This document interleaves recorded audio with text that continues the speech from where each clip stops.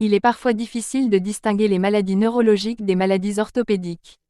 La meilleure façon d'y parvenir est de procéder à une série de tests appelés les réactions posturales. Les réactions posturales sont l'ensemble des réponses qui maintiennent la position normale de l'animal. Ce ne sont pas des réflexes car elles nécessitent l'attention de l'animal. Les chiens sont placés dans des positions spécifiques qui mettent à l'épreuve leur sens et leur coordination. L'animal doit d'abord reconnaître que sa patte est dans une position anormale, système sensoriel, puis avoir la force de replacer sa patte dans une position plus normale, système moteur. Certains chiens, malgré des problèmes orthopédiques, peuvent réussir ces tests avec brio, mais les chiens atteints de troubles neurologiques auront souvent des difficultés à exécuter ces mouvements avec précision. Les réactions posturales. Le placé proprioceptif. En supportant le poids de l'animal, l'extrémité du membre testé est lentement posée au sol sur la face dorsale des doigts. L'animal doit replacer immédiatement l'extrémité de son membre en position physiologique, coussiné au sol.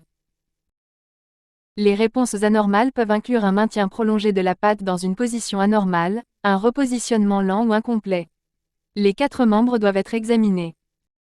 Le test de la marche en brouette est un autre élément clé de notre arsenal diagnostique. L'animal est soutenu par ses membres pelviens tandis que tout son poids est placé sur les membres thoraciques, simulant ainsi une marche en brouette.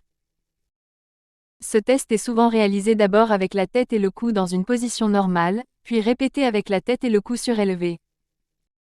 Des réponses anormales peuvent indiquer une atteinte au niveau du cervelet ou du tronc cérébral, comme un retard de positionnement des membres thoraciques ou un placement exagéré.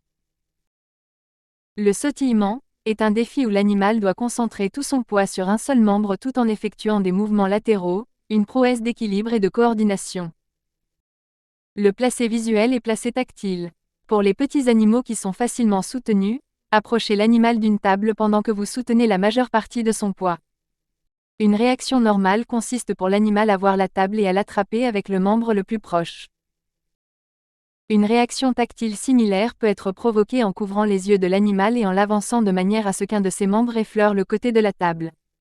Là encore, un animal normal tentera de placer le membre dans une position lui permettant de supporter son poids. Extensor postural thrust, soulever l'animal du sol et l'abaisser doucement sur les membres pelviens. Un chien sain anticipera souvent ce contact en étendant ses membres, puis effectuera plusieurs pas en arrière pour les positionner correctement. Pour les chiens trop grands pour être soulevés, une alternative consiste à soulever les pattes avant et à les pousser vers l'arrière, bien que cette méthode soit rarement efficace. L'hémilocomotion. Le clinicien doit lever simultanément un membre thoracique et un membre pelvien du même côté de façon à ce que le poids du corps soit supporté par les membres du côté opposé du corps. La plupart des chiens normaux peuvent effectuer des sauts latéraux avec les membres qui les soutiennent. Toutes ces réactions doivent être testées sur un sol non glissant et il est important de les répéter plusieurs fois pour se forger une opinion claire.